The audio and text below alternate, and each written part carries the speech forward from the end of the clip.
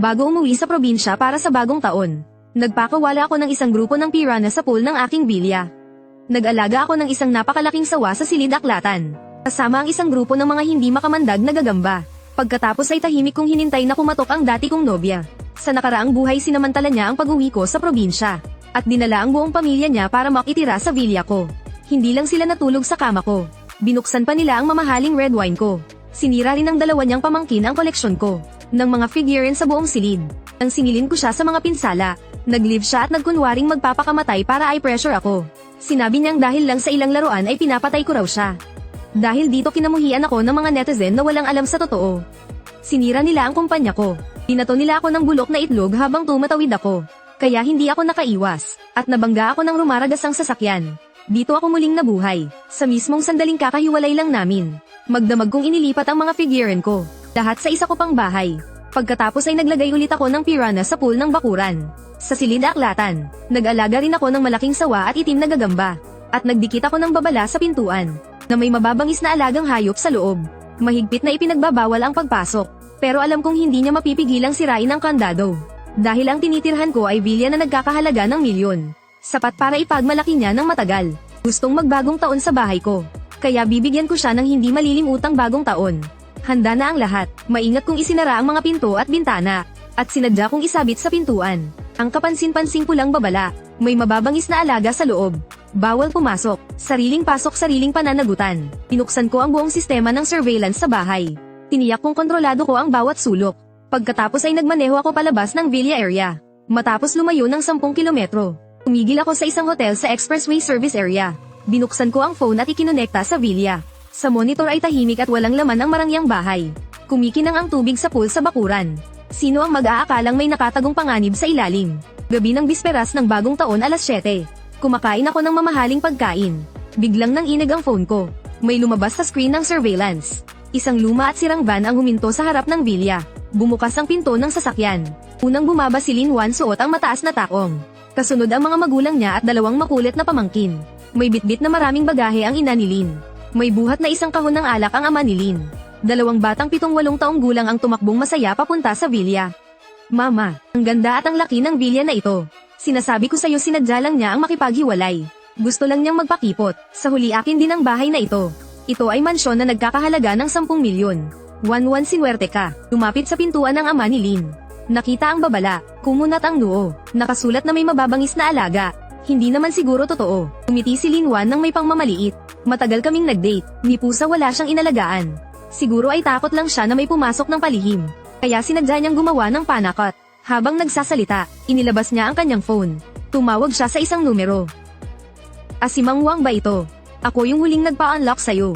Oo. Naiwan ko na naman ang susi sa loob. Pwede ka bang pumunta dito? Yung dating villa pa rin. Napangiti ako ng malamig habang nanonood ng monitor. Sa nakaraang buhay ginamit niya rin ang paraang ito. Sinabi niyang nakalimutan niya ang susi. Pero sa pagkakataong ito, sinadya kong itago ang ebidensyang ito. Pagkalipas ng 20 minuto, dumating ang locksmith. Nagsinungaling si Lin Wan at sinabing siya ang may-ari. Hindi na nagtanong pa ang locksmith. Mabilis niyang binuksan ang malaking gate. Wow, ang laki ng bahay. Sumigaw ang dalawang makulit na bata at tumakbo papasok. Sunod-sunod na pumasok ang pamilya Lin. Hindi nakalimutan ni Lin Wan na magsabi sa locksmith. Salamat kuya, bahay ito ng boyfriend ko. Magpapakasal na kami. Nagsara ang pinto sa likuran nila. Nakatayo ang pamilya Lin sa maluwang na sala. Puno ng kasakiman ang mga mata. Naupo ako sa kwarto ng hotel. Nakatitig sa screen ng monitor. Dahan-dahan akong nagbuhos ng red wine. Maligayang pagdating sa impyerno. Lin Wan sa palabas na ito. Nagsisimula pa lamang. Pagpasok ni Lin Wan ay agad siyang nagutos. Mama, ilagay ninyo ang mga gamit sa master bedroom. Pinakakomportable ang kama doon. Papa, nasa dining room ang wine cabinet. Ikaw na ang pumili ng gusto mo. Sinabi niya iyon na parang natural lang. Parang ito talaga ang bahay niya. Pinapanood ko ang lahat sa pamamagitan ng surveillance. Diretsyong pumasok ang ina ni Lin sa master bedroom.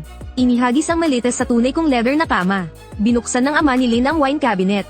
Kinuha at tiningnan ng isang bote ng Lafite 82. Pagastos din pala ang batang ito. Taya ang bateng iyan lampas 20,000. Nang inag ang kamay ng ama ni Lin at muntik mahulog ang layon. Maingat niyang ibinalik ang layon ay. Kumuha na lang siya ng mas murang bote.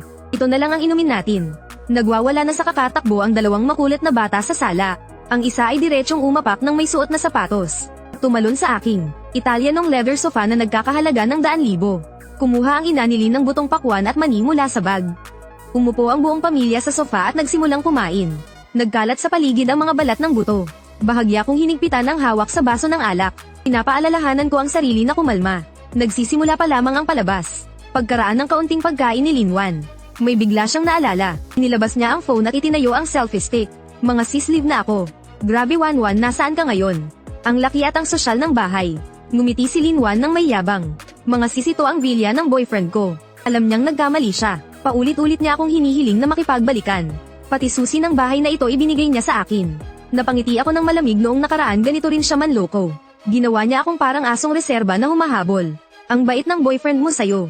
Aabot ito ng 10 milyon siguro. Swerte mo talaga Wanwan. Nilalasap ni Linwan ang lahat ng papuring ito. May hawak na phone at naglibot sa buong villa.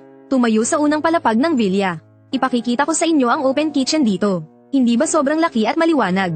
Tapos dito itulak lang ang glass door, wow. Pribadong gym. Kompleto ang lahat ng kagamitan. Lola, gusto kong maglaro sa bakuran. Malambing na sabi ng ina ni Lin. Sige, huwag kang lalayo. Wow, tingnan mo, may ilaw ang pool. Ang ganda talaga. Tumakbo ang dalawang bata papunta sa salaming pinto. Nakita nila ang napakalaking pool sa bakuran. Ang laki ng swimming pool. May mga isda pa sa loob. Talagang malaki ang pool na iyon. Umaabot ng 50 metro kwadrado. Malinaw ang tubig hanggang ilalim. Kumikislap ang tubig sa ilalim ng araw. May ilang aninong gumagalaw sa tubig. Lola, gusto kong lumangoy. Ako rin gusto ko at gusto kong manghuli ng isda. Ganito nakalamag ang panahon. Malamig ang tubig. Hindi ba kayo nilalamig? Siguradong may kontrol sa temperatura ang pool na iyon. Sa mayayaman, laging may kontrol sa temperatura ang mga pool. Pwedeng langgo yan buong taon. Itinapat ni Linwan ang camera sa bakuran. Mga sis, tingnan ninyo kung gaano kalaki ang bakuran. Sa hinaharap ito na ang bahay ko. Malugod kayong inaanyayahang bumisita. Lolo, tulungan mo akong maghubad. Sige, tutulungan kita. Pero maglaro ka lang sa gilid ng tubig. Huwag kang lalangoy ng malayo, alam mo na. Naupo ako sa kwarto ng hotel. Pinapanood ang monitor ng surveillance. Dahan-dahan kong ibinaba ang baso ng alak. Mas mabilis na gumalaw ang mga anino sa pool. 3 araw nang hindi napapakain ang mga piranha. Sa sandaling ito baliw na baliw sila sa gutom. Tinulungan ng ama ni Lin ang malaking bata at pantalon na lang ang suot. Masayang tumakbo ang bata papunta sa gilid ng pool. Naglalim pa rin si Linwan. Wala siyang napapansing kakaiba dito. Tinitigan ko ang screen. Dahan-dahan na umangat ang ngiti ko. Halika, tingnan natin ang buong pamilya ninyo. Hanggang kailan kayo makakapagsaya sa villa ko? Tumayo ang malaking bata sa gilid ng pool. Maingat na inilubog ang paa sa tubig.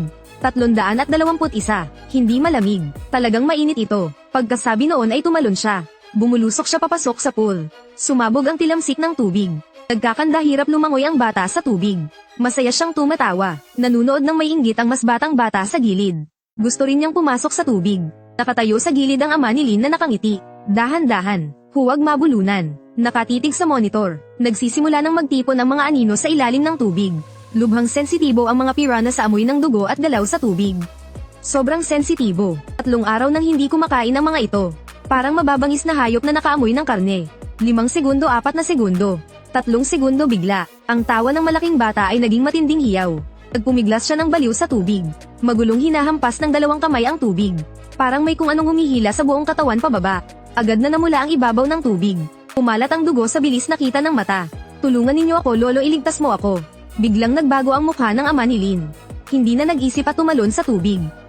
Mahigpit niyang hinawakan ang braso ng apo at hinailapay taas. Pero ang mga piranha sa ilalim ay tuluyan ng nabaliw.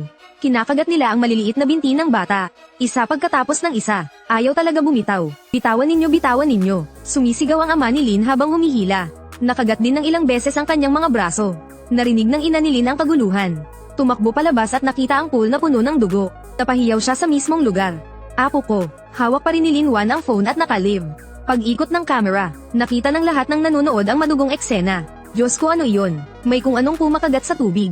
Tumawag na kayo sa pulis. Sumabog ang mga komento. Halos mahulog ang phone ni Linwan. Tumakbo siya papunta sa gilid ng pool. Tinitigan ng gumugulong pulang tubig. Nang lambot ang buong katawan niya. Ginamit ng ama ni Lin ang lahat ng lakas. Sa wakas ay nahila ang apo palabas ng pool. Durog ang laman ng 2 binti ng bata. Puno ng marka ng kagat. Sa sobrang sakit ay hindi na makapagsalita ang bata. Mahinang hikbi na lang ang natira. Bilesen. Kumuha ng tuwalya para pigilan ang dugo. Natarantang tumakbo papasok ang ina ni Lin para kumuha ng tuwalya. Nakatayo lang si Linwan sa lugar. Maputlang mapatla ang mukha. Tumawag ng pulis, Bilesen. Biglang natauhan si Linwan.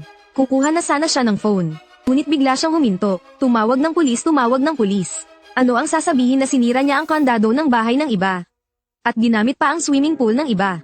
Hindi pwedeng tumawag ng pulis. Ano, ganito na ang apo. Kapag tumawag tayo ng pulis tapos na tayo. Ito ay ilegal na pagpasok sa bahay. Mahuhuli tayo. Nanginginig sa galit ang ama ni Lin. Ngunit nang makita ang sugat ng apo, tuwalya lang muna ang nagawa. Bukas pa rin ang live ni Linwan. May bigla siyang naisip, mga sis nakita ninyo lahat. Sinadya niya ito. Alam niyang darating ako. Sinadya niyang mag-alaga ng mga halimaw sa pool. Gusto niya kaming patayin. Basura. Lahat ay minumura ako. Mas lalo pang umiyak si Linwan. Lahat ng sisi ay itinulak niya sa akin. Naupo ako sa kwarto ng hotel. Kalmadong binuksan ang computer. Nag-login sa social account ko. Patagal ko nang inihanda ang mga ebidensya. Mga malinaw na larawan ng 3 babala sa pintuan ng bilya. Video ng locksmith na nagbubukas ng kandado. At ang video ni Linwan na nag-uutos sa pamilya na magdala ng bagahe. 005 buong recording isa-isa kong ipinost. Paikling caption, may babala na. Ilegal ang pagpasok, sino ang may kasalanan. Sa video, sa babala nakasulat may mababangis na alaga. Kitang-kita ang pulang salitang bawal pumasok.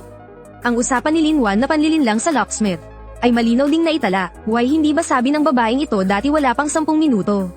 Why hindi ba sabi ng babaeng ito dati sumabog na ang comment section? Lumalabas na siya mismo ang sumire ng kandado at pumasok. Why hindi ba dati may babala na sa kanya? Pero pinilit pa ring pumasok, sino ang dapat sisihin? Kanino pa ba ang kasalanan, sabi pa ng babaeng ito? Hindi ba sabi niya binigyan siya ng susi ng boyfriend? Nagsimulang bumaligtad ang opinyon ng publiko. Isinara ko ang computer. Inangat ang baso ng alak. Tumingin muli sa monitor. Sa pamilyang nagkakagulo. Ito pa lang ang unang araw. Mas kapanapanabik pa ang susunod.